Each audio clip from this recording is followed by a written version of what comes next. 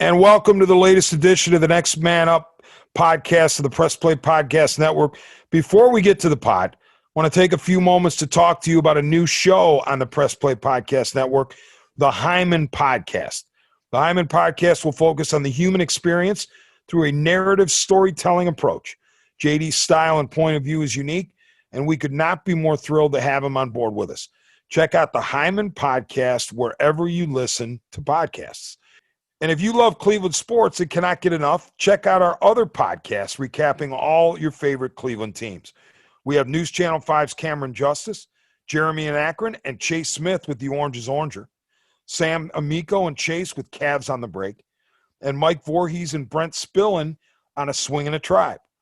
Really kicking into full gear here with the Browns season underway, Cavs draft coming up, and a Tribe baseball playoff push. Catch it all on the Press Play Podcast Network. And now it's time for Kenny, Rhoda, and I to break down the debacle in Baltimore. Ravens 38, Browns 6.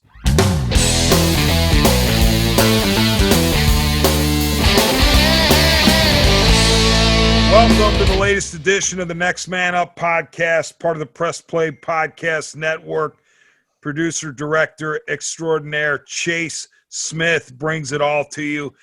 I am Dennis Maniloff, along with co-host Kenny the Roadman, Rhoda. Roadman, we're talking right now, several hours after the Browns' disaster in Baltimore. Final score, Ravens 38, Browns 6. There are so many negatives in this thing. It's really hard to sort through them all. But that's why I have you with me, because maybe you can bring order to what was a complete debacle from start to finish. The only reason that the Ravens didn't blow out the Browns early is because they didn't have enough time to blow them out. I thought they were going to lose. The Browns were going to lose no matter what, but at least I thought they would be competitive. That's what I was told. Oh, boy, you watch the new era with Kevin Stefanski. Oh, my gosh, they're so organized in this COVID training camp. They're going to be so prepared. You're going to be surprised, Dennis. Yeah, okay, well, 38-6 is all I got to say. Roadman, take it away. D-Man, I'm with you. I thought the Browns were going to be competitive. I had them losing 28-20. That was my prediction on the Kenny and JT show on WHBC. Obviously, I was not close on that. But I did tweet before the game. I wrote down some notes, D-Man, because I knew we were going to be doing something tonight. So before the game started, I sent out my scouting report on the Browns and my overall prediction, right? Here's what I said in the scouting report about the Browns before the game.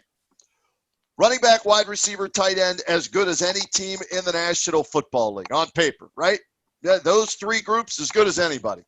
Rookie left tackle, still a huge question mark. Linebackers may be the worst in the NFL. Cornerbacks are good, but can they stay healthy and on the field? A make or break year for Baker Mayfield, and Myles Garrett needs to dominate or the defense will stink. Let's start right there, okay? And I've been a defender of the $100 million man, Myles Garrett, since they drafted him. He looks the part. On paper, he has all the measurables of, a defensive player of the year candidate. And he averaged about a sack a game last year. But my partner, JT, repeatedly has told me that this guy is fooling everybody, that he is not a defensive player of the year candidate. He is not a game changer. And when you look at that defense, other than Myles Garrett, there ain't jack squat on that defense worth a damn. The linebackers are the worst in the NFL. Denzel Ward is a very good cover corner, but I hold my breath every time he tries to tackle somebody. Greedy Williams didn't play today because he was hurt. Then the Browns, they let their best safeties and linebackers go this offseason. So I need, and I know it may be unfair and asking too much of Myles Garrett, but I need him to step up and be that game changer. There were two plays where he really did anything today. He had a tackle for a loss. Okay, three. Tackle for a loss, a quarterback pressure, and he recovered a fumble. but I need him to wreak havoc like Aaron Donald does, like J.J. Watt does, like T.J. Watt or R.J. Watt or B.J. Watt, any of the Watt brothers do, okay? I need him to be that game changer on defense, because if he's not, what you saw today, the 38 points, and granted, it's the MVP from last year, Lamar Jackson, I know. But still, you're going to see a lot of quarterbacks looking like an MVP and offenses putting up big numbers on the Browns defense. So that's the first thing that stood out to me today is he had one tackle. That was it. He got credit for one tackle today. Did nothing. Now, on the flip side, the offense, they looked discombobulated. They looked confused. They weren't on the same page. They scored one touchdown, and that was a 1-yard touchdown pass from, Baker to Njoku, who did something he rarely does, and that's catch all 3 passes that were thrown his way, and then he got hurt.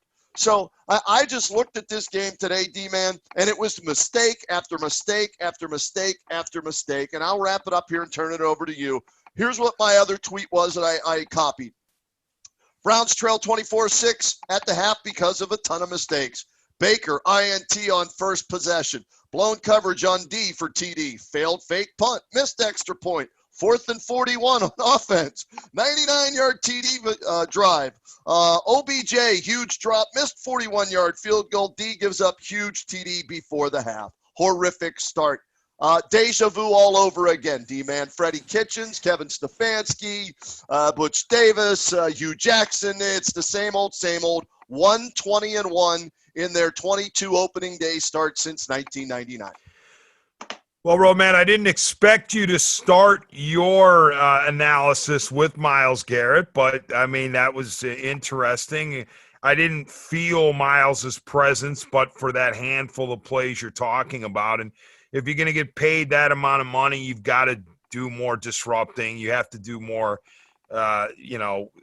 dominating on the line of scrimmage. But to me, the issues are everywhere, and I know you think the same thing. I mean, Kevin Stefanski, I'm not saying he's done as a head coach in one game. Right. It's a very unenviable task to have to open your NFL head coaching career going to the 2-time defending champion, AFC North champion Baltimore Ravens, who closed last season on a 12-game regular season winning streak before, of course, being booted out of the playoffs in one game by the Titans.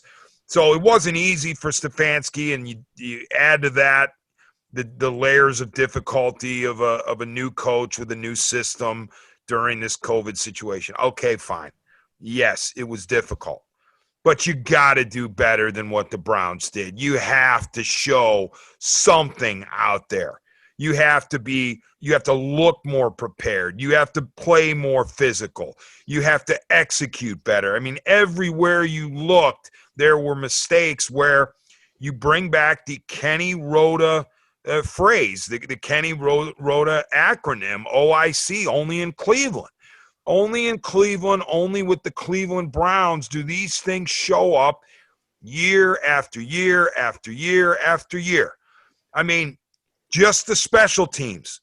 Oh, we're going to fake punt on 4th and 4 from our own 31 in a 7-point game on the road against a very good team. Yeah, that was brilliant.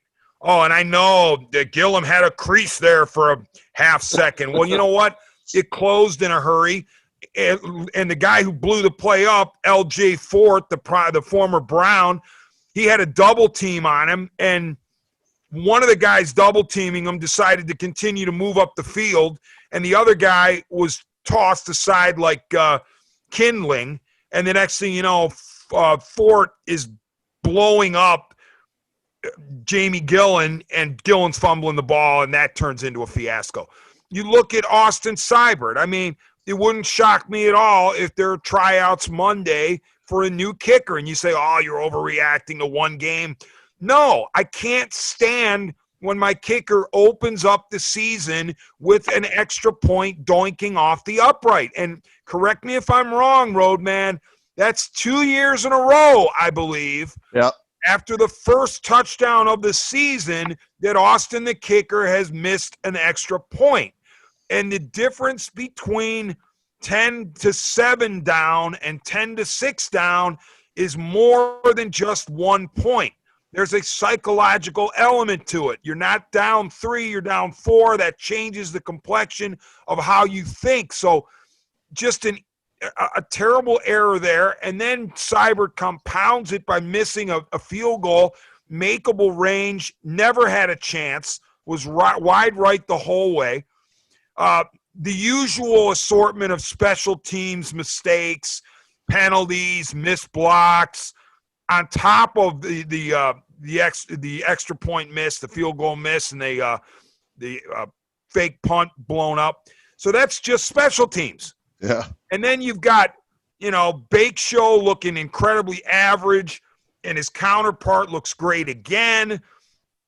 Oh, by the way, Lamar Jackson, the reigning NFL MVP. And I sit there and I go, gee, could I see Lamar Jackson winning another NFL MVP? Yes, I could. Could I see Baker Mayfield winning an NFL MVP? No, I can't. All right. I just can't even in my wildest dreams right now see Baker Mayfield as an NFL MVP candidate. And that is a huge problem for me because, and I'm not blaming all of this stuff on Baker, all right, because people jump to his defense. Oh, what do you expect him to do? He doesn't have the offensive line was hurt and the scheme and this and that. Okay, fine. All these factors were in play. I get it. He's not solely to blame. But you can't tell me that when you watched the game today, you didn't see an average to below average quarterback out there. Sorry. It's the truth. Whether you want to excuse him for what percentage of blame, he still didn't play well, and he's matched up against, right now, the gold standard in the AFC North, which leads me to this. Even before this game was over, you're seeing on social media, the Browns are going to be 2-1 anyway. This loss will be forgotten. No reason to overreact. They're going to beat the Bengals, and then they're going to beat the Redskins, and they're going to be 2-1. And all you people who are criticizing the Browns right now are going to sound like fools. No, we're not. No, we're not. Okay, you're allowed to look at a team on a given day and say they stunk out the joint. You don't have to say, well, maybe they're going to be 2-1, and my criticism won't sound as valid. And the other problem with that line of thinking, the loser's mentality line of thinking, is the Ravens are the team that I need to beat if I'm the Cleveland Browns, because I want to win the AFC North. I don't want to try to sneak into the playoffs via the wild card every year. And my problem in looking at the Baltimore Ravens is, when are they going to go away? They're not going away anytime soon. They just reload. They're like a really good organization in college. They just reload. Many of their really good players are young. They're not going anywhere. So, yes, it's important that the Cleveland Browns got boat raced by the Baltimore Ravens, because we need to figure out, if I'm the Browns, I'm saying I got to figure out how to win this division. And if I have to win the division, it's got to go through Baltimore, and we don't look like we're on the same planet as those guys. So you're darn right it matters that they got blown out today. D-Man, very similar to the Indians right now. They got to beat Minnesota. What just happened? They just got swept by Minnesota. Now they're 4.5 out in the AL Central. You got to win the division. That's the key. You win your division regardless of what your record is. You're in the playoffs, and that's something the Browns have to take care of first and foremost. I want to go back to something you said about Baker Mayfield. What do you have, 4 or 5 passes deflected or knocked down today, right? And granted. Felt like 20. I know. And how many passes were behind his receivers, overthrown, and then he puts one right in the breadbasket for Odell Beckham Jr. on a 3rd and 4 play, and he drops the ball, which leads to the missed field goal. So, like you said, there were so many mistakes, and Baker looked like Baker from last year. Now, it is week 1 in a pandemic year with a new head coach and his 3rd offensive yada. Those things all come into play. But the one common denominator is what? The Bake Show, right? As you like to call him. He's been there through all of this. And you would think somebody that's worth the first overall pick, right, should be able to elevate the play of his teammates, even if everybody around him maybe, isn't very good or Pro Bowl caliber. Well, everybody on the offense at the skill positions, they are Pro Bowl caliber. And yet he still, for whatever reason, couldn't connect with them. So it's very frustrating to watch the same thing happen over and over. What's the definition of insanity? Doing the same thing over and over and over again, expecting a different result, something like that, right? Well, it's the same result. And so whatever that cliche is, it's driving a lot of people insane watching this Browns team, night in, night out, game in, game out. And, the Bengals lost today too, but they, I didn't see what happened, but they had a game-winning touchdown called back, and then their kicker missed the field goal. So they lost by 3, but it's a short week. You got Njoku hurt. Wills, the rookie left tackle, he went down with an injury, and I forget, there was one other play. Three players had knee or leg injuries for the Browns, and on a short week, you don't know if those guys will be ready to go on Thursday night. So Kevin Stefanski, welcome to the NFL. Don't feel too bad because you're just like every other Browns coach since 1999, with the exception of one. You lost the opening game. 20 have lost. One picked up a win. That was Butch Davis in 2004, and a couple of years ago there was a tie with the Steelers. So, this is typical Browns. I saw some tweet today somewhere say that finally, the first time in 2020 something normal happened. The Browns lost the season opener. And that was the case today. So I'm curious to see what happens Thursday night. Was this just all of what we said and playing the defending champs, or is this going to be a problem moving forward, regardless of who they play and what the talent level is? Because they were supposed to have one of the easiest schedules, top 5 or 6 easiest schedules in the NFL, but they play like they did today. It won't matter who they're playing against, they'll get beat. Yeah, Roadman, you mentioned the OBJ drop. I mean, you and I think, have seen the light, but a lot of people are slow to come around to our way of thinking, which is Odell Beckham Jr. is vastly overrated. If you still think that this guy is some game-changing wideout, then you don't know what you're talking about, in my opinion, and I think in Roadman's opinion as well. Yep. Overhyped, overpaid. It's just, and I know Chase disagrees with this, but we'll keep him muted on his own show. But here's the thing. OBJ, 3 catches for 22 yards, listed with 10 targets. And there's so many problems with just what I said there, okay? Right. Number 1, nowhere near enough catches. Number 2, obviously, nowhere near enough yards. And, of course, no touchdown receptions from this guy who we are told is going to change games. He's going to keep defensive coordinators up at night. He's going to have cornerbacks coming down with hamstring pulls before the game. I didn't see any concern on the faces through the visors or the helmets of the Baltimore Ravens that number 13 was on the field, okay? So that's a problem in and of itself. The numbers are nothing. They're just another guy out there. But here's the additional problem with what I saw today.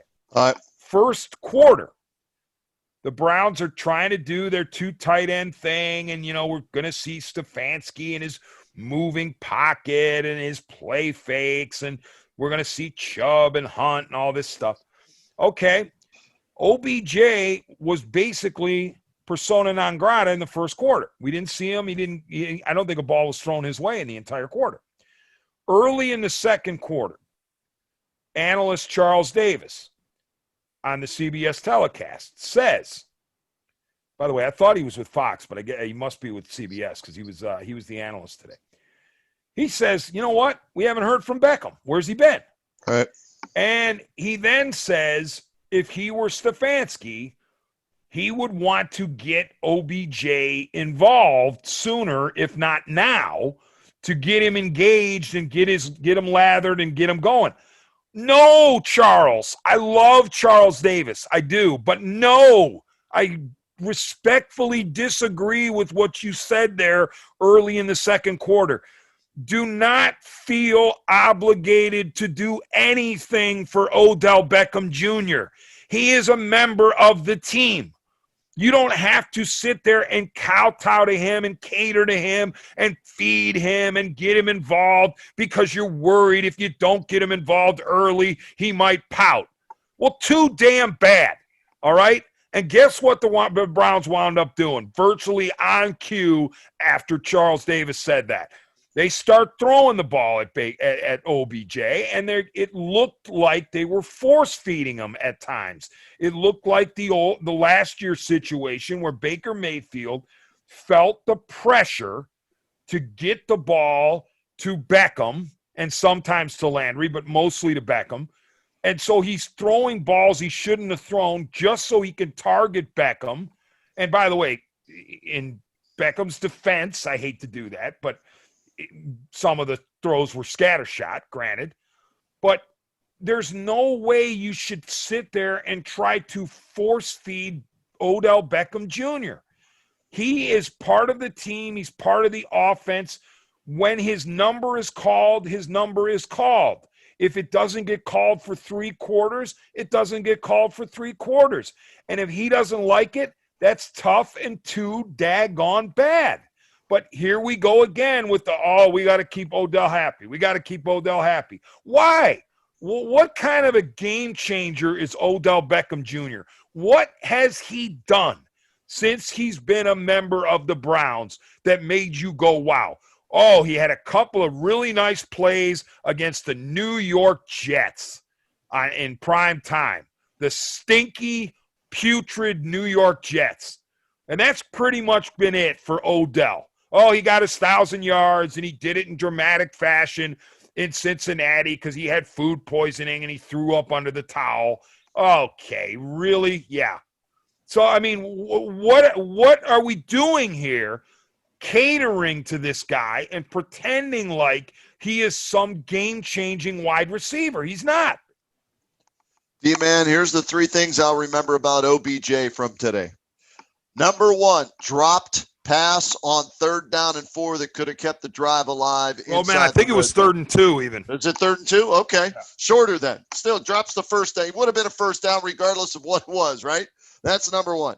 Number 2, got to know where you are on the field, right? He goes out of bounds by himself, comes back in, first guy to touch the ball, catches that pass, but guess what? He's an ineligible receiver because he didn't know he stepped out of bounds. Another mental mistake by Odell Beckham Jr.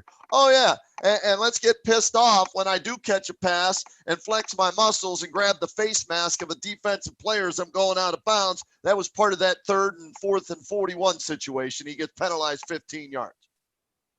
I'm with you. Do you and I, me, Jay, Odell, me, Jr. That's all it is with him. And, on paper, it looks great. On the field, it looks like crap.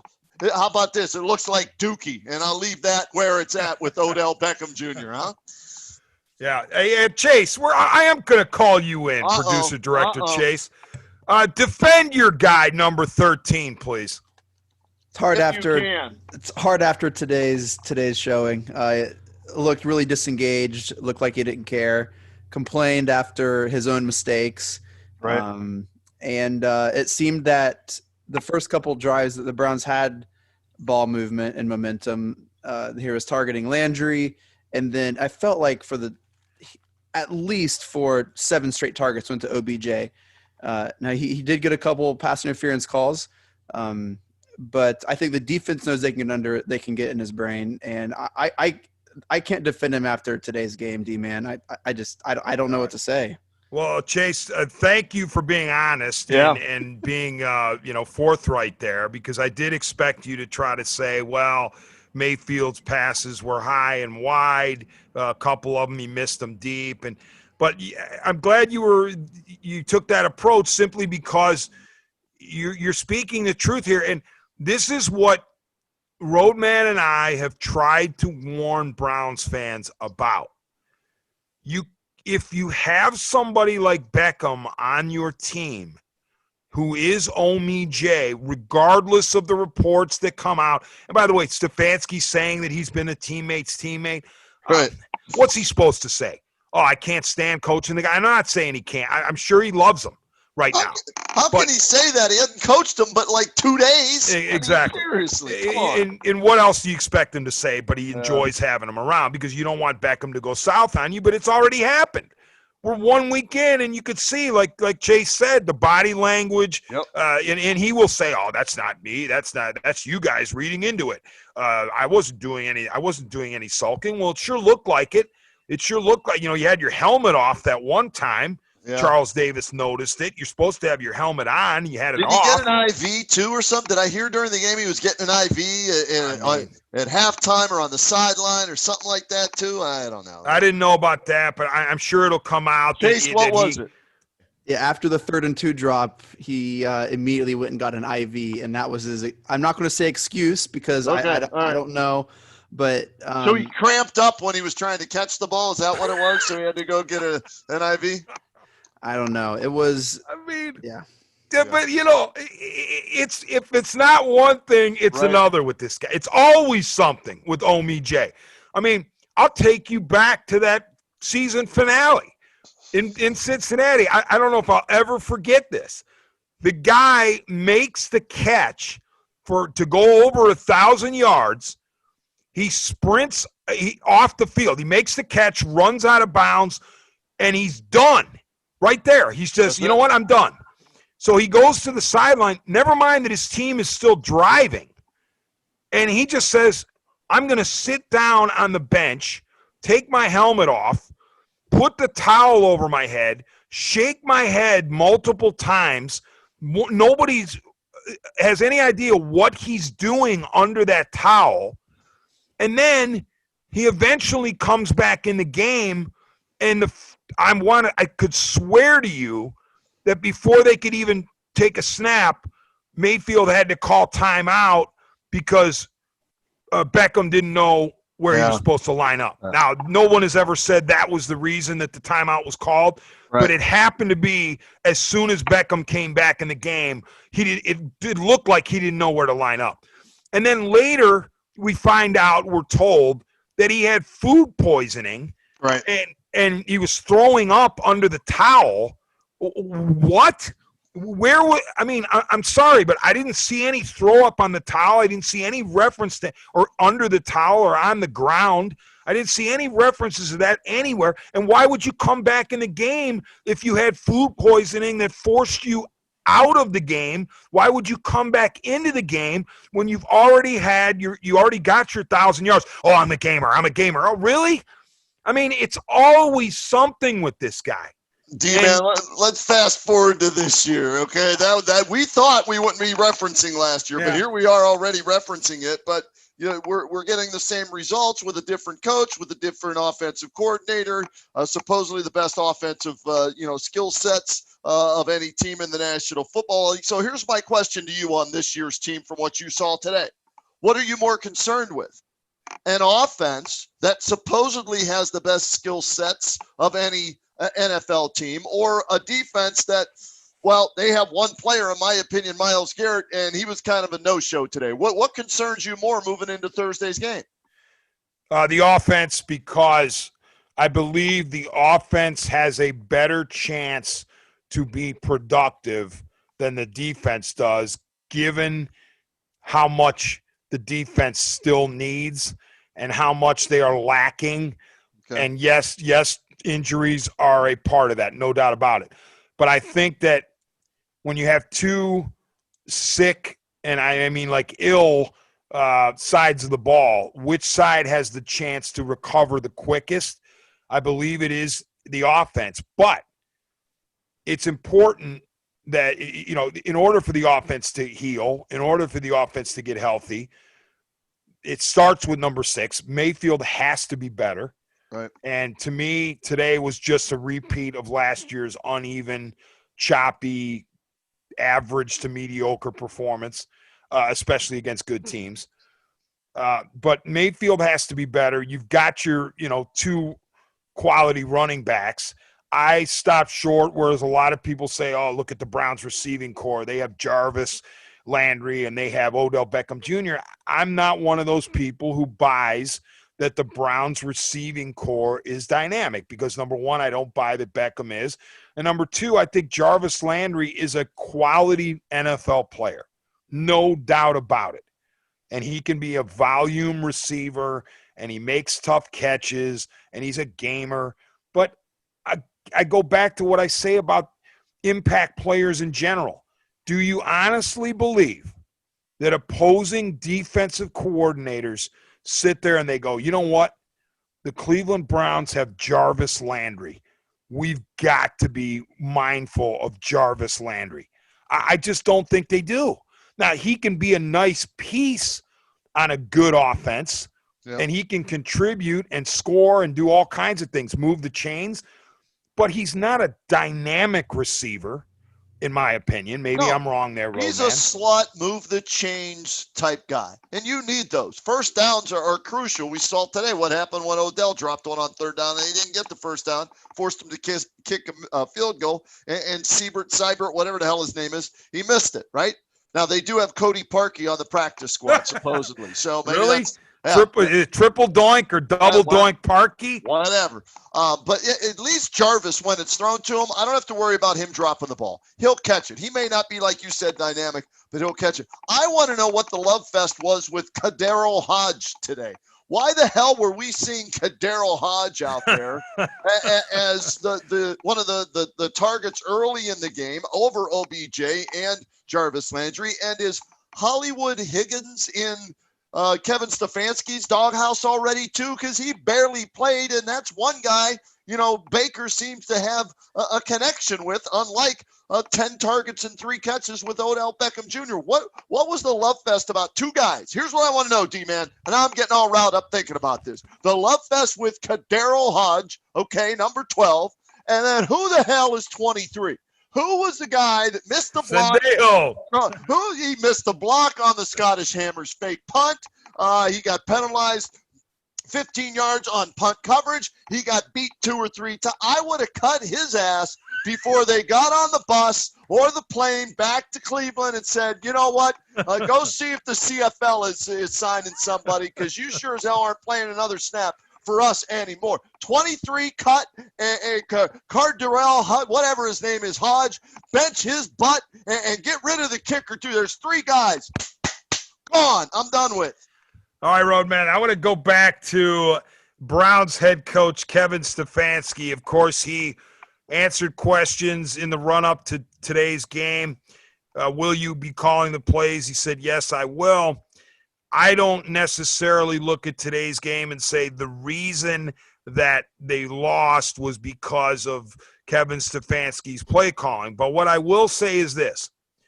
When you are a team that is springing as many leaks as the Cleveland Browns are, wouldn't it behoove the rookie head coach to turn over the play calling to Alex Van Pelt and be the overseer of the team, at least for the first year, okay?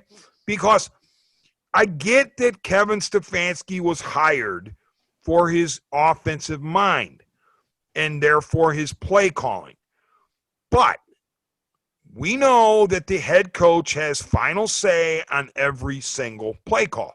He has veto power on every call. So if Kevin Stefanski was hell-bent on a certain play and a certain down, all he's got to do is get on the headset and say, Alex, I've got an overrule here. This is what we're going to go with. If he's that confident in it. But I would be much more comfortable with my rookie NFL head coach working as an overseer, as a CEO, trying to make sure that all my units are in order and plugging all those holes, instead of knowing that my rookie NFL head coach is consumed by play calling, which is an incredibly difficult job, I can only imagine. Right. And so do you or do you not agree with, and this is not a knee-jerk reaction just to the play calling today. I was saying this, and you were saying this last year with Kitchens. Why doesn't he offload to Monken? It's the same concept, though. The rookie NFL head coach, especially in a COVID era, has so much to do anyway Why not turn it over to an OC, such as in this case Van Pelt, knowing that if Van Pelt calls something you don't like, you can overrule him? Ego. It's what got him the job, right? He's a play caller. He's an offensive mind. He's the guy that helped Minnesota get to wherever they got to the last couple of years and make quarterback. Who's out there? Kirk Cousins. Is that who it is? How you like me now, Mr. Cousins, or whatever, right? It's about the ego. That's what got him the job. Yeah, that's it. I've got to believe that's what it is with all these guys that want to call the plays. I'm with you. Why not sit back and give Alex Van Pelt the opportunity, right? And if it doesn't go well the first 4 games, then you can step in after you get a grasp of this head coaching thing in the National Football League in a pandemic season. Then maybe you can step back and say, you know what, Alex, we're 1-3. The offense is struggling. I'm going to step back in. Don't be upset or whatever. I gave you a shot, but there are a lot of things I see now. This is what I want to do. But they can't do that. They can't check themselves like that, D-Man. As much as OBJ is about oh-me-J, right? As a diva receiver, a lot of these coaches are divas too when it comes to play calling and giving up the play calling. They will not do it. That's what got them the job, so they feel they must continue to call plays. Roadman, I want to go back to my opening remarks about Mayfield versus Jackson. All right. Do you agree with me that if you're a Browns fan, you've got to be concerned looking at the landscape of the AFC North, saying, how are we going to unseat this guy atop the North? Now, granted, you can beat him on a given Sunday, as was demonstrated last year in week 4 when Freddie Kitchens rolled in there and punked him. The entire team, not just Jackson, but Jackson didn't play particularly well. But I'm sitting there going, over the length of a season, this Baltimore Ravens team is going to be really, really good. And they're not just going to be good 2 years ago, last year, this year. They got enough youth that they're going to be around for a while. How do I sit there as a Browns fan and go, my guy Baker Mayfield is going to one day be better than their guy Lamar Jackson? I don't see it happening, D-Man. I was questionable about let me rephrase that. I was questioning Mayfield coming out in the draft, and then he had that rookie year, and I was like, I was wrong. Oh boy, was I wrong? That's the guy. I was not giving him enough credit. He's going to be the answer at court. And then we saw last year, and then we see the first game this year. And, in the off season, he said, I put more work in. I didn't do enough last year, yada, yada, yada. And we see the same results. I'm still, let me say, and I know he looked fabulous today, 275, 3 touchdown passes, however many rushing yards. I still don't believe in Lamar Jackson when it comes to the playoffs. I think for whatever reason, regular season, it's fine. But 0-2 is 0-2, no matter how you slice it with him in the playoffs. 14-2 MVP, 0-1 last year in the playoffs, one and done, see you. And so for me, is he better than Baker Mayfield now? Absolutely.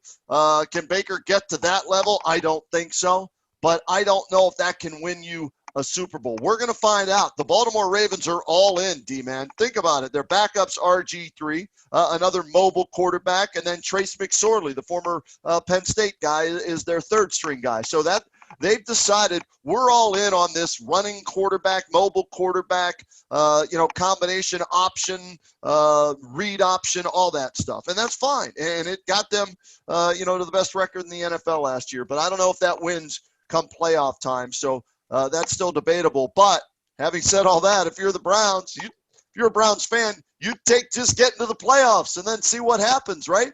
It's been since 2002. Roadman, you had asked me, which side of the ball concerns me more, and I would say, did you say concern me more, or which one could fix itself the quickest? No, what concerns you more moving forward to Thursday?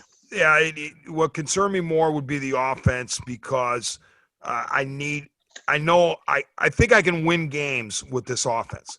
I Okay. don't think I can win games with the defense. So I've got to get the offense going. But on the defensive side of it, Roadman, what do you do to try to fix what ails this team? Again, we talk about carryover from last year. Still doesn't look to me like they can stop the run when they need to, like they can make plays when they need to. You mentioned two of the Baltimore drives. One was the 6-play or 7-play, 69-yard, 38-second special Yeah. at the end of the first half that turned a 14 to was it 10, 17, 20, 17, 6. 24-6. Yeah, Yeah, it turned a 24-6. 17-6 advantage into a 24-6 advantage. Yeah. And then the 99-yard drive as well.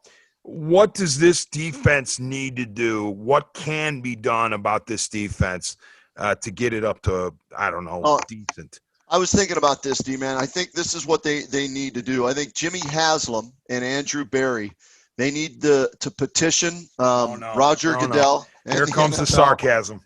They need to petition the NFL and Roger Goodell to see if they'll allow them to play with 13 defenders on the field.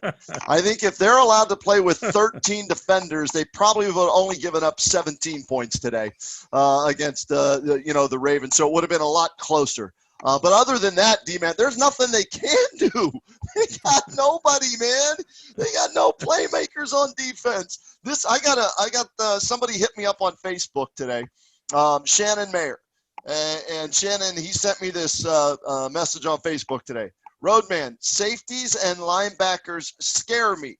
And my response to Shannon was, yeah, they scare me too, but unfortunately they don't scare the opposition. And that's the problem. Nobody's going to look at this defense and go, ooh, we got to worry about J.B. Goodson or B.J. Goodson or whoever that guy is. We got to worry about Denzel Ward breaking up a pass over the middle with a big tackle. We got to worry about did Olivier Vernon play today? I'm sorry. I must have missed that because I know he didn't play a lot last year because he was hurt. I was curious. Was he a scratch or was he in there and I just missed him?